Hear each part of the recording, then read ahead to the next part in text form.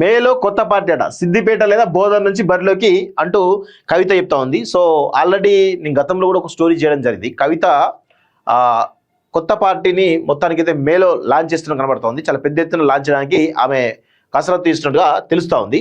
So అక్కడ దాంతోపాటు ఆమె ఇటువంటి సిద్దిపేట లేదా బోధన్ నుంచి ఎమ్మెల్యేగా బరిలోకి దిగుతారని చెప్పేసి ఆమె కొంత హింట్ కూడా ఇవ్వడం జరిగింది. సో ఒకసారి చూద్దాం, ఒకసారి డీటెయిల్స్ అన్ని కూడా ఒకసారి చూసేటువంటి ప్రయత్నం అయితే చేద్దాం. వచ్చే అసెంబ్లీ ఎన్నికల్లో తాను సిద్దిపేట నుంచి లేదంటే బోధన్లో ఎక్కడి నుంచి అయినటువంటి పోటీ చేయవచ్చని తెలంగాణ జాగృతి అధ్యక్షురాలు కవిత స్పష్టం చేశారు. గురువారం ప్రెస్ మీట్ నిర్వహించినటువంటి అనంతరం ఆమె మీడియాతో చిట్చాట్ చేశారు. మే మొదటి వారంలో మంచి ముహూర్తం చూసుకొని పార్టీ పెడతామని కవిత ప్రకటించారు. తెలంగాణనే తమ పార్టీ మదర్ బోర్డ్ అని ప్రకటించారు. తాము పెట్టబోయేటువంటి పార్టీలో తెలంగాణ అనే పదం తప్పకుండా ఉంటుందని వెల్లడించారు. ప్రస్తుతం రాష్ట్రంలో ప్రధాన ప్రతిపక్షం తామేనని చెప్పారు. పెద్దపల్లి మున్సిపాలిటీలో తామే ప్రధాన ప్రతిపక్షంగా ఉన్నామని పేర్కొన్నారు. కాంగ్రెస్, బీజేపీ, బీఆర్ఎస్ పరిస్థితిలో ఉంటామన్నారు.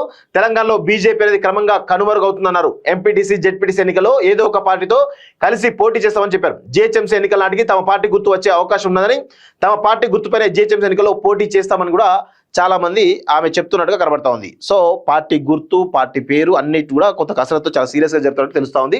టచ్ లో బీఆర్ఎస్ లీడర్లు కూడా ఉన్నారట. సో పొలిటికల్ పార్టీ పెట్టి ఫెయిల్ అయినటువంటి మొగ నాయకుల గురించి ఎందుకు మాట్లాడరని కవిత ప్రశ్నించారు.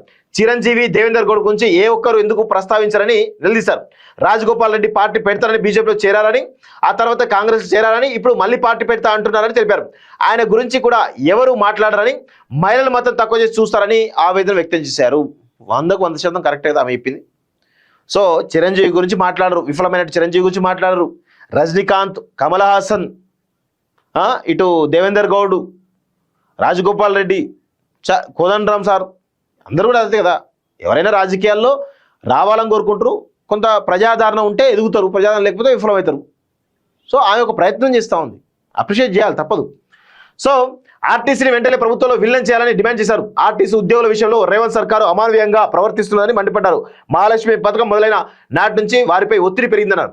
చిన్న కారణాలకే వారిని ఉద్యోగాల నుంచి తొలగిస్తున్నారని మండిపడ్డారు.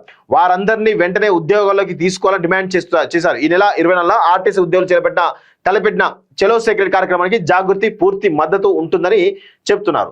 సో మొత్తానికైతే కవిత మేలో కొత్త పార్టీ లాంచ్ చేస్తూ ఉంది. సో దాదాపు కొన్ని వేల మందితోటి ఆమె ఒక బహిరంగ సభ వేదికగా పార్టీ పేరు అనౌన్స్ చేసే అవకాశాలు అయితే ఉన్నాయి. పార్టీకి సంబంధించినటువంటి ఎజెండాను కూడా మేలోనే డిసైడ్ చేసేటువంటి అవకాశం అయితే కనబడతా ఉంది. చూద్దాం, కొన్ని రోజులు అయితే ఈమె గురించి తెలిసేటువంటి అవకాశం అయితే కనబడతా ఉంది.